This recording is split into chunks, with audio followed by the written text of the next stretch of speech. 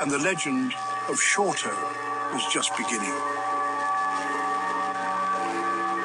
July 25th, a date etched in blood. The tranquil seaside village of Las Cuevas became a scene of unimaginable horror. Gunfire shattered the night. The silence that followed was deafening. When the police arrived, they found a bloodbath. 4 bodies lay sprawled, riddled with bullets. Among the dead, Vaughan Sandman Mears, his wife Letty, and 2 of his bodyguards. The massacre sent shockwaves through the city. The question on everyone's mind, who dared to kill Sandman? The police investigation quickly focused on Shorto. He had vanished, disappeared into thin air. A warrant was issued for his arrest. He was now the most wanted man in Trinidad. The streets whispered a tale of ambition and betrayal. They said Shorto had tired of playing second fiddle, that he had grown too powerful, too ambitious. He wanted it all, the drugs, the money, the power. And Sandman, his mentor, had become his biggest obstacle. Did Shorto order the hit on Sandman? Or was he framed, a patsy in a larger game? The lines were blurry, the truth elusive. One thing was certain. The student had surpassed the master, but at what cost? Weeks later, Shorto resurfaced.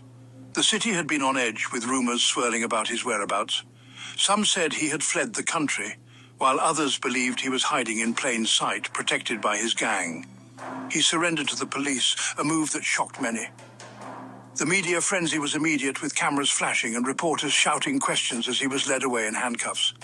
He walked into the courtroom on crutches, his leg held together with steel pins.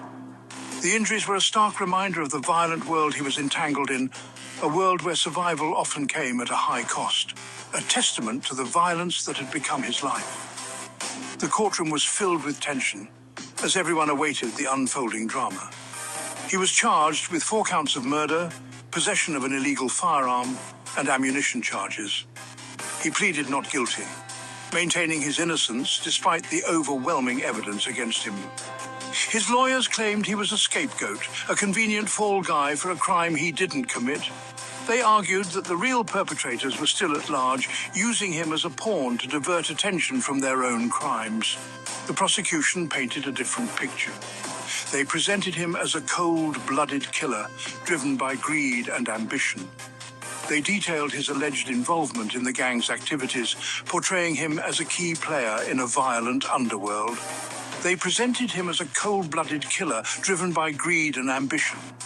The evidence was damning, with witness testimonies and forensic reports that seemed to seal his fate. The courtroom became a battleground of accusations and denials. Each side presented their case with fervor, leaving the jury to sift through the conflicting narratives. The truth, it seemed, was lost somewhere in the shadows.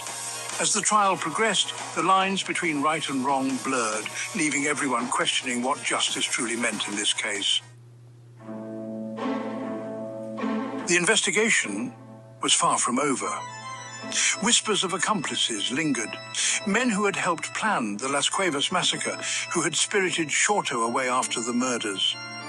Their names remained unknown, their faces hidden in the shadows. The police were piecing together the puzzle, following the trail of money, the whispers on the street, the web of loyalty and betrayal that defined the criminal underworld. They were determined to bring everyone involved to justice. The prison walls held a different kind of danger. The news of another gang leader's death sent ripples through the prison yard. Dolly Boss, gunned down in a hail of bullets, another casualty in the endless cycle of violence. Shorto, they said, had shown no emotion at the news. His face remained an impassive mask, but behind his eyes a storm raged. Fear, anger, resignation. He knew what awaited him. The streets never forgot, and they rarely forgave. Shorto's fate hangs in the balance.